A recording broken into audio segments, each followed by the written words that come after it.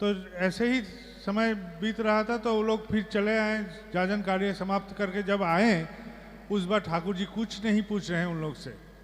कहाँ गए थे, क्या जाजन हुआ, क्या कथा हुआ, कहाँ ठहरे थे, कहाँ खाए, क्या खाए, सब कुछ जैसा एक बाप ने बेटे से पूछता था वैसा नहीं पूछे ठाकुर जी, मौन रहे। उन लोग को बहुत व्याकुलता हो रही थी कि ठाकुर जी क्यों नहीं पूछ रहे हैं हम लोग के, हम जब आए हैं लौट के तो ठाकुर जी क्यों नहीं पूछे हमसे, क्यों नहीं जानकारी लेना चाह रहे हैं हमसे, हमसे ऐसे खफा क्यों हैं। वो लोग को लगा कि ठाकुर जी कुछ रुष्ट हुए हैं उन पर। तो कुछ दिन बाद ठाकुर जी अचानक पूछे कि तुम लोग गए तो क्या क्या हुआ। तो वो लोग व्याकुलता से ऐसे अधीर थे कि वो लोग सब बयान किए। तो बोले क्या हुआ। बोले देश में बहुत जागृति हो रही है, जहाँ जहाँ आपका बात बोल रहे हैं, ठाकुर जी दया की बात बोल रहे हैं, सब में जागृति आ रही है, सब में बदलाव आ रहा है, सब में चिंतन में कुछ बदलाव सा आ रहा है, वो लोग ऐसे महसूस कर रहे हैं। तो बोले हम जो आदमी को तुम लोग के साथ जोड़ दिए थे उसको दोबारा क्यों नहीं लिया गया।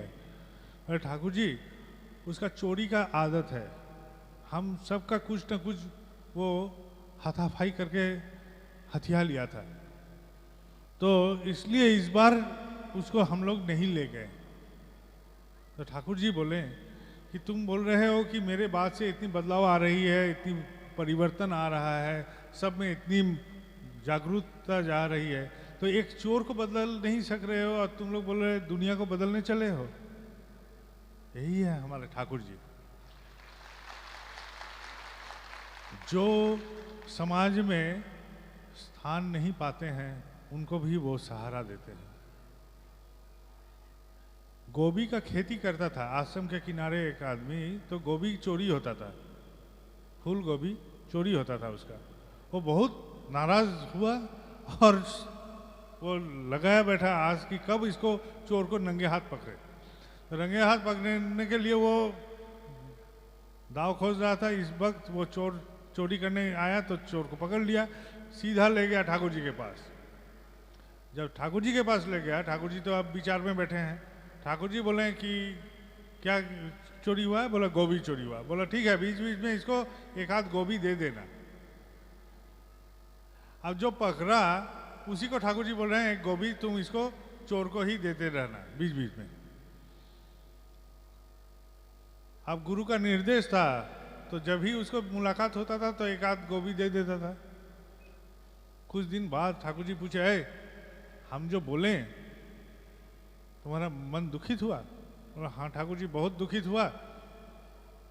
बोला जे कितनी गोभी दिए हो तुम इसको। बोले 4-5 दिए हैं। कितने दाम होगी। तब तो सब चीज़ का दाम बहुत सस्ते है। तो बोला 4-5 पैसा का होगा शायद। बोले ये 4-5 पैसा का भाव ज़्यादा है ना, एक आदमी चोर बन रहा है वो ज़्यादा है। ये है ठाकुर जी का विचार। तो कुछ दिन पहले की बात है, वो आदमी अब नहीं रहे। वो आदमी थे एक डकैत, वो डकैती करते थे। वो एक जंगल के किनारे डकैती करते थे, उस रास्ते से जो भी भटकता था उसको डकैती करते थे। आपने बौद्ध कथा में पढ़े होंगे या सुने होंगे अंगुली माल की कहानी, जो उंगली काट के माला बना के पहन लेता था। वैसा ही वो डकैत था। वो डकैती करता था, आदमी सबको पकड़ के उसका लूटता था, हरण करता था। अब एक बार ऐसा मौका हुआ कि उस रास्ते से एक ऋतिक दादा गुजर रहे थे। अब ऋतिक दादा को वो पकड़ लिया और उस रास्ते से कोई जाएगा तो उस छोड़ता नहीं, बोला कुछ ना कुछ इससे हासिल करना ही है। तो ऋतिक दादा बोले मेरे पास तो कुछ नहीं है, खाली गुरु का मंत्र है, इसको हम दे देते हैं तो तुम्हारा मंगल ही मंगल हो जाएगा। तो डकैत सोचा कुछ नहीं मिल रहा तो मंत्र ही शायद एक तो ले लेते हैं। उसने उस ऋतिक दादा के चंगुल में पड़ गए और दीक्षा भी हो गई उसका। अब डकैत का दीक्षा। डकैत को एक ठाकुर जी का फोटो दिया गया। ऋतिक दादा ने बोला इस फोटो को रखो, इसको पूजा पाठ करना, विधि जो सब कुछ समझाया, लेकिन वो तो विधि करने वाला भी नहीं था, कुछ नहीं था। फोटो उसको बहुत पसंद आया एक गाज का जो कटोरा था उसमें उसको रख दिया, एक गाज का जो छेद था उसमें रख दिया ठाकुर जी का फोटो, और वहाँ जब भी डकैती करने जाता था एक धूप कट्टी या अगरबत्ती लगा लेता था, वो अगरबत्ती जला के ठाकुर जी को प्रणाम करके डकैती करने निकलता था, और डकैत का ठाकुर जी बन गए वो, हमारा ठाकुर जी डकैत का ठाकुर जी बन गए। अब हुआ क्या, वो तो डकैती करता ही जाता था, उसका ऐसा भावना का कोई परिवर्तन भी नहीं हुआ। तो वहाँ एक फॉरेस्ट रेंजर तब्दीली से वहाँ पहुँच गए। अब पहुँच जब गए तो सुने कि इस क्षेत्र का सबसे भयंकर प्राण है वो आदमी, और उसको कान में ये भी आया कि वो दीक्षा भी लिया है, और एक गाज का एक वहाँ छेद है, वहाँ ठाकुर जी को फोटो रखता है, वहाँ अगरबत्ती जला के वो डकैती करने निकलता है। इतना भी उसको खबर आया, खबरी जो था सब खबर जब दे दिया तो वो डकैत के घर में ही पहुँच गया रेंजर, और जाके पूछा कि तुम सुने हैं दीक्षा लिए हो, ठाकुर जी का ऐसा फोटो भी वहाँ रखते हो और ऐसे करके डकैती करते हो, ठीक है करो, इसमें कोई बात नहीं है, लेकिन हमको लगता है कि ठाकुर जी को ऐसे गाज के छेद में रखना ठीक नहीं है, इसके लिए 100 मकान बनाना जरूरी है। बोला ठीक है हम बना देंगे, कौन सी बड़ी बात है, लेकिन कहाँ बनाएं? बोले हम फॉरेस्टर हैं, हम तुमको 100 जमीन अलॉट कर रहे हैं, ये मेरे पावर में है, थोड़ा सा जमीन तुमको दे रहे हैं, तुम उसमें एक ठाकुर घर बना लो, और वहाँ ठाकुर जी को रख के पूजा पाठ करके फिर तुम अपना काम में निकलो। ठीक है, वो मान गया। अब रेंजर बोलता है ठीक है, लेकिन इस जो मकान बनाओगे गुरु का मकान, ये डकैती का पैसा से नहीं होगा, तुम आदमी के घर में जाना पड़ेगा, भिक्षा करना पड़ेगा, गुरु का दया की कथा बोलना पड़ेगा, भिक्षा करना पड़ेगा, उस पैसा को एकत्रित करके इस मकान को बना पाओगे। तो वो भी मान लिया। अब वो घर घर में जाता था, ठाकुर जी के दया का कथा बोलता था, और बोलते बोलते वो भिक्षा भी करता था कि देखिए मैं अपना गुरु के लिए एक तो घर बनाना चाहता हूँ, मंदिर बनाना चाहता हूँ, एक तो केंद्र बनाना चाहता हूँ, आप हमको मदद कीजिए। सब कोई कुछ ना कुछ दे देता था। वो क्रम में उस ठाकुर घर बन गया, ठाकुर घर बन गया, ठाकुर जी प्रतिष्ठित हो गए, लेकिन उस आदमी का संपूर्ण परिवर्तन हो गया। वो अब डकैती नहीं करता था, वो ठाकुर जी की दया की कथा बोलता था। यह है ठाकुर जी की लीला, यह है ठाकुर जी की लीला। जिस घट में, जिस प्राण में एक बार प्रवेश करे, वो यदि उसको स्पर्श को कायम रखते जाए तो उसका परिवर्तन होगा ही, और मंगल में ही परिवर्तन होगा। वो आचार्य देव के पास आता था, वो आदमी बाद में भी आता था, नाट मंडप के बाहर से बहुत चिल्ला चिल्ला के बोलता था, अपनी कथा बोलता था, और आचार्य देव बोलता है इधर आके बोलो, सामने में आके बोलो। वो बोलता है इस जन्म में हम बाहर से ही बोलते हैं, अगले जन्म में हम वहाँ बैठेंगे, इस जन्म में बहुत ऐसा कार्यक्रम किए हैं कि वहाँ जाने की शक्ति नहीं है। उस आदमी का देहांत हो गया, लेकिन हम बोल रहे हैं एक परिवर्तन की कथा, एक आदमी का बदलाव की कथा। इस बदलाव कैसे संभव हुआ कि वो ठाकुर जी को स्पर्श किया, ठाकुर जी उनमें स्पर्श किए, इसलिए उनमें परिवर्तन हुआ। दया की कथा ऐसे बोला जा सकता है, सैकड़ों दया की कथा, सैकड़ों दया की कहानी बोला जा सकता है। इन दया की हम एहसास करते हैं, हम सब कोई एहसास करते हैं, कभी ना कभी दया हमारा जीवन में भी स्पर्श करता है, कभी कभी जागरूक होकर वो दर्शन देता है वो दया, लेकिन हम बयान नहीं करते हैं, हम मौन रहते हैं, हम कथा को अपना ही जहन में दफना के रख देते हैं, बोलते नहीं हैं। क्यों नहीं बोलते हैं? क्योंकि हम शर्म महसूस करते हैं कि हम किसी का दया के आभारी हैं। ईश्वर चंद्र विद्यासागर की एक कहानी है, वो बहुत दयालु थे, दया सागर विद्यासागर ऐसा बोलता था। तो कोई आदमी बोला कि वो आदमी आपका बहुत निंदा कर रहा है, एक आदमी के बारे में बोला कि वो आदमी विद्यासागर की बहुत निंदा कर रहा था। तो विद्यासागर महादेव ने कहा कि अरे मैं तो उसका कोई मदद नहीं किया कि वो मेरा निंदा करेगा, क्योंकि मदद करने से ही मैं किसी का आभारी हो जाता हूँ, और मैं किसी का आभारी नहीं रहना चाहता हूँ, इसलिए हम उसका आभारी नहीं हूँ, इसलिए उसका बयान नहीं करता हूँ, या तो निंदा कर देता हूँ। और ठाकुर जी मेरे से जो दया दान करते हैं, उस दया का भी कथन नहीं करता हूँ कि वो ठाकुर जी से मिला है, बोलने में शर्माते हैं। इस शर्म को पहले हटाइए, अपने मन से हटाइए। कोशिश कीजिए कि जो भी है आपके भीतर में ठाकुर जी। आप जानते हैं कुछ साल पहले कलकत्ता में डियोगो माराडोना नाम का एक फुटबॉलर आया था। उसने अपने वक्तृता में एक शब्द कहे थे, मैं क्षुद्र ईश्वर हूं। क्षुद्र ईश्वर, संपूर्ण ईश्वर नहीं, ईश्वर का एक छोटा सा हिस्सा हूं। बड़ी बात है, छोटी सी हिस्सा। मैं जो ईश्वर का एक हिस्सा हूं, ये एहसास करना बहुत बड़ी बात है। मैं एहसास कर सकता हूं कि मैं ईश्वर का एक हिस्सा हूं। अंग्रेजी में एक कहावत है कि ईश्वर ने हमको उनके ही प्रतीक रूप से पैदा किए हैं, प्रतीक रूप से पैदा किए हैं, of his own image. God created human as his own image. इनके इमेज, उनके प्रतीक के रूप से पैदा किए हैं। मतलब मेरे सोच विचार चलना फिरना सब मेरे ईश्वर जैसा ही है। हम कर सकते हैं, लेकिन भ्रमित हो जाते हैं कि नहीं, मैं ऐसा नहीं करना चाहता हूं। चंद दिन पहले मेरे एक मित्र ने एक कथा बोला कि एक आदमी व्यवसाय करके लौट रहा था। तो व्यवसाय करके लौट रहा था तो एक संत आदमी के साथ भेंट हुआ। तो रास्ते में तो बोला कि बहुत अशांति है संसार में, मेरे संसार में बहुत अशांति है। बोले हाँ। बोला हाँ। बोला अशांति का कारण जानते हो? बोला नहीं। बोला झोले में क्या है? जो हम अभी व्यवसाय करने गए थे महाराज, तो झोले में सब पैसा कौड़ी धन रत्न सब यहाँ है। तो महाराज सुनते सुनते अचानक झोला पकड़ के दौड़ना शुरू कर दिया। आज जब झोला पकड़ के दौड़ रहा है तो वो आदमी जो महाराज के पास गया था वो भी दौड़ रहा है पीछे पीछे। बोले झोला उसको हासिल करना ही है, क्योंकि उसमें उसका धन संपत्ति था। अब कुछ दूर जाने के बाद महाराज से उस हासिल कर लिया, महाराज उसको दे दिया। बोला अभी कैसा लग रहा है? बहुत शांति लग रहा है। तो जिससे मेरा अशांति पैदा होता है, हम उसी को पाकर बोलते हैं नहीं, इसी में शांति है। और जिससे शांति हो सकता है उसे शांति नहीं पाते हैं, उसे शांति नहीं पाते हैं, क्योंकि तो वो आराम देता है। तो आराम से हम खुश नहीं होते हैं। अखबार में कोई ऐसा खबर नहीं मिलता है जो पॉजिटिवली हमको अच्छा ही दे। जहां जहां बुराई है उसे भरा रहता है अखबार। जहां जहां ठीक नहीं है, असम है, वही है खबर। जहां समता है, ये सुख में है, ये खबर नहीं हो सकता।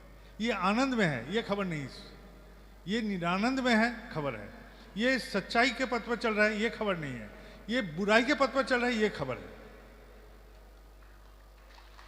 समझ लीजिए, बात को समझिए कि हम लोग बुराई में इतना दिलचस्पी रखते हैं कि ये खबर होता है। तो बुराई कभी दिलचस्पी का पैगाम नहीं दे सकता है। हम ईश्वर के लिए उत्सव कर सकते हैं। आज क्या उत्सव हो रहा है? किसके नाम से? ठाकुर जी के नाम से। तो ईश्वर के लिए उत्सव होता है, लेकिन शैतान के नाम से कभी उत्सव अब अटेंड किए हैं? कहीं नहीं होता है। दुनिया में कहीं जाइए, शैतान छोटा ही पड़ेगा ईश्वर के सामने। हम बोलते हैं बुराई बढ़ गया है, बुराई कभी नहीं बढ़ा है। बुराई कमा ही है, बुराई कभी नहीं बढ़ा है। हम तो अच्छा है। यदि हम अच्छे हैं तो बुराई कैसे बढ़ेगा? यदि हम अच्छे हैं तो हमारे स्पर्श में जो रहेगा सब अच्छा ही है। और हम यदि बुरे हैं तो मेरे दुर्दशा के लिए कोई भी हाथ नहीं आगे आएगा। यही ईश्वर का कथा है। तो हम यदि अच्छे हैं तो क्यों खराबी बढ़ा है संसार में? खराबी कहीं नहीं बढ़ा है। भगवान को लेकर उत्सव हो सकता है, लेकिन शैतान को लेकर नहीं होगा। तो इसलिए हम बोलते हैं कि हम लोग पॉजिटिव हैं। और हम लोग क्या हैं? हम लोग एक जिहादी गुट है, हम लोग एक आंदोलनकारी गुट है, एक मिशनरी गुट है। हम लोग का जिहाद है, मिशन है, आंदोलन है। किसके विरुद्ध? मौत के विरुद्ध। हम मौत को ही दफना के मारना चाहते हैं। हम लोग जीना चाहते हैं, और जिंदगी को जीना कैसे पड़े वो सीखते हैं ठाकुर जी से। ठाकुर जी हमको सिखलाते हैं हर कदम में, हर मामले में। सांस लेना है तो ऐसे लो, खाना है तो ऐसे खाओ, बर्ताव करना है तो ऐसे बर्ताव करो। लेकिन ठाकुर जी के पथ पर चलने से क्या होता है? संघात भी आती है। संघात बिना विवर्तन नहीं होता है, विज्ञान ऐसा बोलता है। इवोल्यूशन, इवोल्यूशन एक चैप्टर है विज्ञान का। उस कथा का मूल बात है कि संघात से ही विवर्तन बात का सूचना हुई है। एक आदमी जो था, हम थे पहले होमो इरेक्टस से, वहाँ से हो गए होमो सेपियंस। ठीक है, ये जो क्रम है, ये जो बदलाव है, ये क्रम और बदलाव एक समय से नहीं हुआ, ये सामाजिक परिवेश का संघात से, हमारा विवर्तन से आज इंसान हुए हैं। हम लोग बोलते हैं समुद्र मंथन से उठा था अमृत। अमृत क्या था? यदि सोचे, थोड़ा सा दिमाग लगाएं तो अमृत था सिर्फ जो हम नमक खाते हैं वही था अमृत। सोचिए गौर से, हम लोग बोलते हैं अमृत से मृत्यु अवलुप्त होकर अमृत प्राप्ति हुआ, तो क्या अमृत था? अमृत जानते हैं क्या था? यह है स्मृति, जो हम दफना के रख सकते हैं। मेरा स्मृति मेरे बच्चे को देंगे, मेरे बच्चे उनके स्मृति उनके बच्चे को देंगे, मेरे पिता का स्मृति मैं वहन कर रहा हूँ, मेरा पिता उनके पिता का स्मृति वहन कर रहे हैं। ऐसे क्रम से जो चल रहा है, ये जो ज्ञान की परंपरा चल रही है, यही है अमृत, यही है अमरा का आह्वान। क्योंकि नमक से ही मानव का जो ब्रेन है, उसका स्मृति का हिस्सा का डेवलपमेंट शुरू हुआ था। यही था अमृत। अमृत मतलब कोई खीर ननी वगैरह ऐसा नहीं था।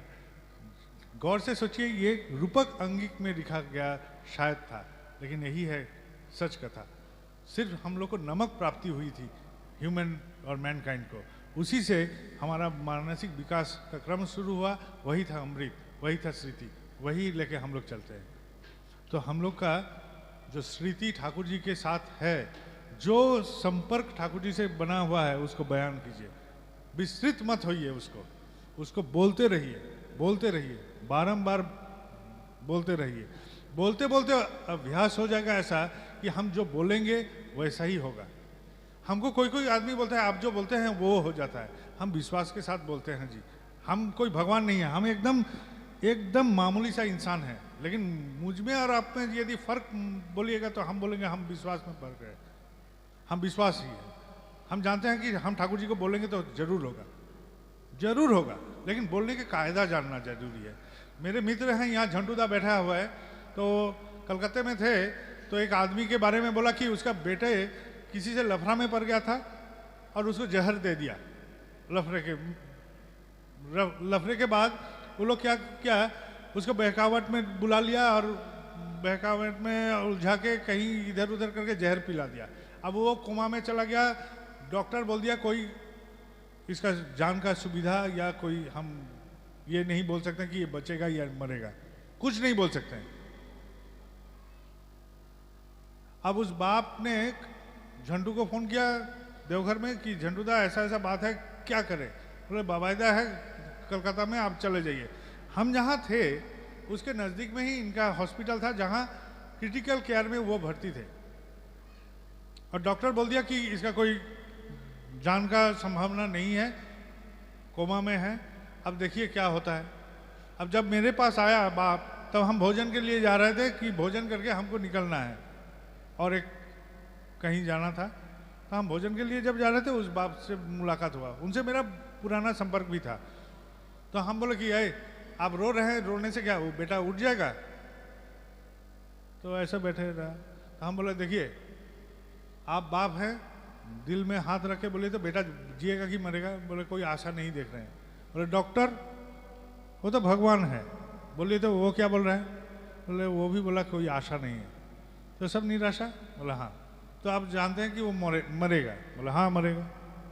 तो आप ठाकुर जी के पास जाइए और दिल से बोलिए ठाकुर जी जो उसके लिए मंगल होगा वही आप कर दीजिए, हम उसका जान भिक्षा नहीं करेंगे, आपसे कुछ मांगेंगे नहीं। आप जो इस बच्चे के लिए मंगल है उसी को कर दीजिए और उसके प्राण भिक्षा मत कीजिए, कुछ नहीं बोलिए। अब ठाकुर जी के पास मतलब दिल से बोलिए, जो होगा देखा जाएगा। शाम को खबर दिया, उठ के खड़ा हो गया बेटा और बोलता है माँ मुझे भूख लगी है, माँ मुझे भूख लगी है, मुझे कुछ खाने दो। तो कोमा में था, शाम को खड़ा होता है, बोलता है कि हमको मूढ़ी दो या कुछ खाने दो। भूख से वो तरफ तरफ के माँ को बोल रहा है। इसको डॉक्टर ने बोल दिया कि इसका कोई इलाज संभव नहीं, हम उसको खाली बोले ठाकुर जी से कुछ मांगने का नहीं है। हम लोग दरअसल बेटा का परीक्षा है, ठाकुर जी माँ बीमार है, ठाकुर जी बोलते जाते हैं।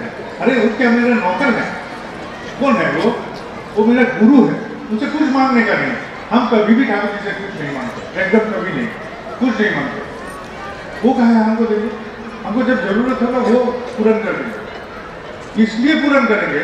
आप जानते हैं, छोटा सा कथा है, आप जानते हैं गौतम बुद्ध ने ध्यान में मग्न थे। हम ये बात बहुत बार बोल रहे हैं, गौतम बुद्ध ध्यान में मग्न थे और वो भूत से तड़प रहे थे और जान निकल जा रही, जान निकल जब जा रही थी उस वक्त की कथा है। सुजाता नाम का एक औरत, घरेलू औरत, वो खीर बना के ले गया गौतम के पास। कहाँ ले गया? किसी के डेरा में, अड़ोस पड़ोस में नहीं, सीधा जंगल में ले गया। और जंगल में लेके गया, खीर जाके गौतम को खिला रहा है। और गौतम कौन है? उसका कोई रिश्तेदार था, ममेरा भाई था, कौन था? कोई नहीं था। किसने प्रेरणा दी एक घरेलू औरत को अपना नगर छोड़ के जंगल में जाके किसी अनजान संत बैठा हुआ है उसको खीर खिलाने के लिए, पिलाने के लिए, कुछ भी? ये प्रेरणा कहाँ से मिला था सुजाता को? सोचिए तो, गौर कीजिए इस पे। ईश्वर ने क्या प्रेरणा दी होगी जो सुजाता वहां पहुंच गई उस खीर को दान करने के लिए गौतम को। गौतम का प्राण जा रहा था, उस वक्त जाके खीर खिला दिया। और खीर खाने के बाद गौतम का शक्ति से भरपूर हुआ शरीर। वो सोचा कि नहीं, ऐसे ही मार्ग है, यही है मार्ग। उस मार्ग का दिशा ईश्वर ने भी गौतम को दिए। ईश्वर प्राप्ति का मार्ग कैसे रचा जा सकता है, वो मार्ग भी दिए। शरीर नहीं रहने से कुछ साधन नहीं, कुछ भजन नहीं, कुछ नहीं। ये शरीर सबसे पहली बात है। ये शरीर है तो जगत है, सब कुछ है, आप लोग सब हैं, हम उपभोग कर सकते हैं परस्पर। गौतम को मार्ग मिला, तो गौतम को जो अपना खाने का हिस्सा ईश्वर ने सुजाता के रूप से पहुंचा दिया। तो एक निवाला मेरे लिए ईश्वर ने मंजूर करके ही रखे हैं।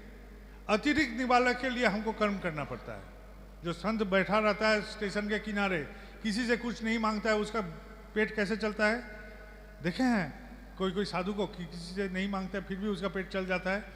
ना घर है, ना छत है, ना कुछ है, कंबल फटा हुआ है, फिर भी उसको कैसे भूख का निरसन होता है? भूख का निरसन इसलिए होता है कि ईश्वर उस निवाला को मंजूर करके ही रखे हैं हम सबके लिए। अतिरिक्त के लिए हमको कर्म करना पड़ेगा। अभी कुछ देर पहले बोला ना, एक बच्चा रो रहा है 2 साल का, उसका नाम क्या था? कोई बोल सकता है? वो क्या बोलेगा? वैं वैं वैं। और कुछ बात बोल सकता है? एक छोटा सा बच्चा क्या बोलेगा? वैं वैं। इससे क्या माँ को कैसे पता चलेगा कि कपड़ा गीला किया है कि इसको भूख लगा है? फर्क कैसे माँ महसूस करेगी? माँ महसूस कर सकती है कि कब इसको छाती में पकड़ के दूध पिलाना है और कब इसका गीला कपड़ा बदलना है। ये महसूस यदि माँ कर सकती है तो ईश्वर नहीं कर सकते कि हमको क्या जरूरत है? सोचिए खाली। जिसका भाषा का ज्ञान नहीं है वो बच्चा का भाषा को माँ समझ के कब दूध पिलाना है और कब कपड़ा गीला कपड़ा को बदलना है यदि माँ समझती है एक इंसान होके, तो ईश्वर नहीं समझेंगे कि इतना सर्वशक्तिमान हम बोलते हैं तो वो नहीं समझते हैं हमको क्या चाहिए? वो जानते हैं, वो जानते हैं कि हमको क्या जरूरत है, लेकिन हम गलत प्रार्थना कर लेते हैं और गलत प्रार्थना से हम भ्रमित होते हैं और भी जंजाल में हम पड़ जाते हैं, और भी जंजाल में पड़ जाते हैं। ये है गलत, एकदम सरासर गलत। कुछ नहीं मांगने का है ईश्वर से। ईश्वर आपके लिए मुझे करना है, हम लोग वही हैं जो आपके लिए करने के लिए आए हैं। धरती में धराधाम में आपका नाम प्राप्ति हुआ है आपके लिए करने के लिए, आपसे कुछ मांगने के लिए नहीं। हम करेंगे कर्म ऐसा कि आप मजबूर हो जाएंगे करने के लिए मेरे लिए। मेरे कोई शब्द नहीं रहेगा प्रार्थना में, सिर्फ आपके लिए करेंगे। हम सब भूल के आपके लिए ही सोचते रहेंगे, उसका प्रार्थना मंजूर होगा ही।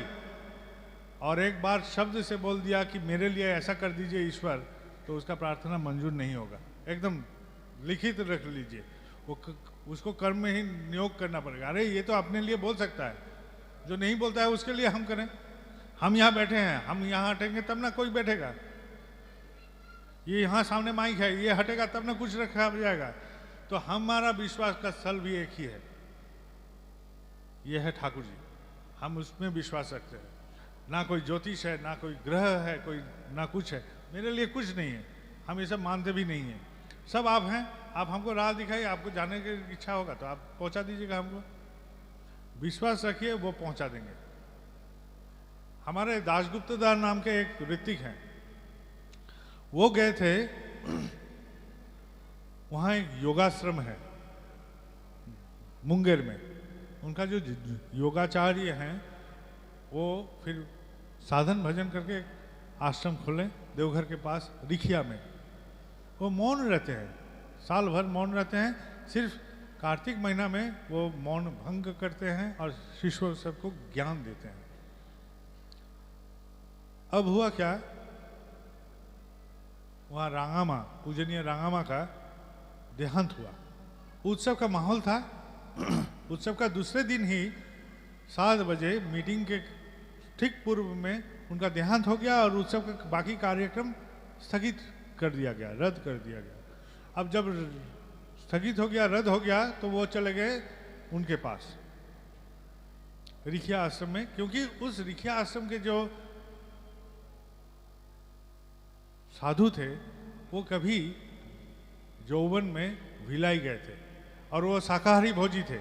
और शाकाहारी भोजन का प्रबंधन वहाँ कहीं से नहीं हुआ।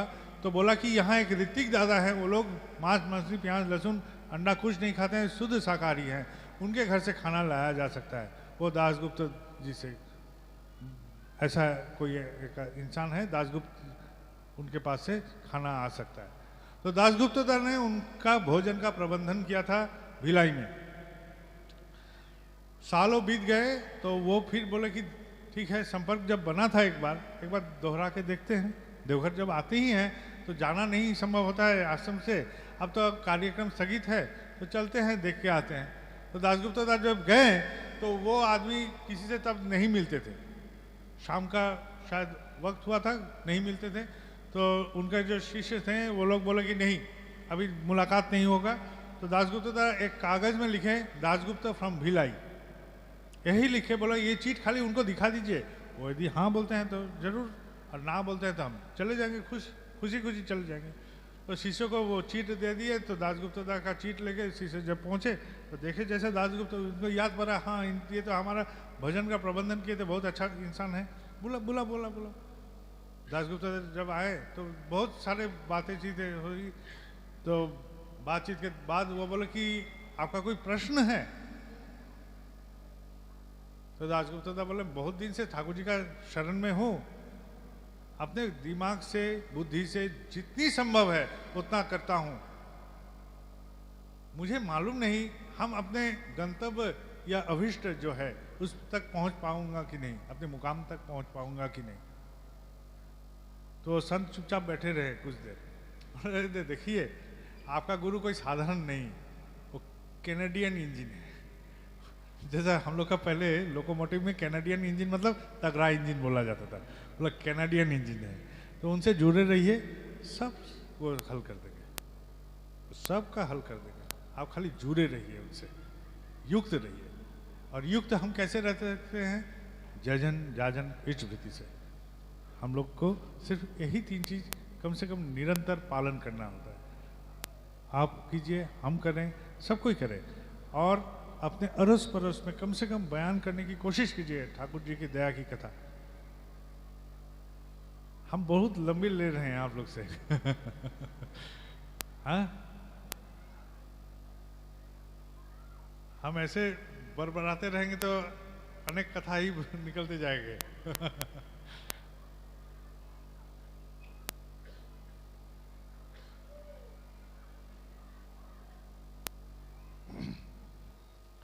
देवघर में एक ट्रेन उपासना एक्सप्रेस नहीं रुकती थी, अनन्या एक्सप्रेस नहीं रुकती थी। तो मेरे एक मित्र थे, उनको हम बोले कि जाके कैसे रुकने का एक कार्यक्रम किया जाए। देखो जसीडीह स्टेशन में रुकना है ये सब, क्योंकि गुरु भाई सबको आने में सुविधा होगी तब, क्योंकि एक शायद देहरादून वगैरह से आती है और एक हमारा वो जयपुर वगैरह से वहाँ से आती है। तो हम बोले कि उधर का गुरु भाई को सुविधा होगा यदि जसीडी में ये दोनों का स्टॉपेज हो जाए। तो वो पता किया कि आसनसोल डिवीजन का जो डीआरएम है वो यदि एक लेटर रेफर करके लिख देते हैं रेल बोर्ड में तो ये संभव है एकदम, और कुछ ज़रूरी नहीं है, सिर्फ उनका ही रेफरेंस से हो जाएगा। क्योंकि जसीडी का टिकट का बिक्री बहुत ज़्यादा है, इसलिए खाली इतना सा लेटर से ही वो काम हो जाएगा। तो हम बोले जाके डीआरएम साहब को बोलो कि एक दिन आश्रम में आ जाए, यहाँ दर्शन भी हो जाएगा ठाकुर जी का, और ऐसा ऐसा बात है। तो डीआरएम जो थे, तो डीआरएम को जब ऐसा न्योता दिया गया कि आप आश्रम में एक बार आइए, तो डीआरएम बोला ठीक है, मैं वक्त करके आपको बोलूँगा कब आना है। तो डीआरएम जो साहब थे उनका गुरुजी इलाहाबाद में रहते थे, वो हठ योगी साधक थे, जैसा काठिया बाबा वैसा।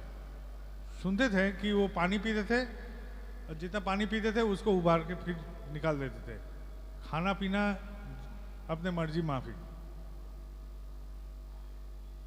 और 23 साल से कुछ नहीं खा रहे हैं, साधन भजन में इतने लिप्त थे। तो उस बाबा के पास गए डीआरएम साहब और जाके बोला कि गुरुजी मुझे सत्संग से न्योता दिया गया है वहाँ पहुँचने के लिए, आप बोलिए हमको क्या करना चाहिए। तो गुरु पूरा खड़ा हो गया और बोले अरे मूर्ख, सीधा जा उधर, अरे स्वर्ग में पहुंचना है तो अनुकूल चंद्र जी के सिवा और कोई द्वार ही नहीं है, मेरा भाग यदि जागे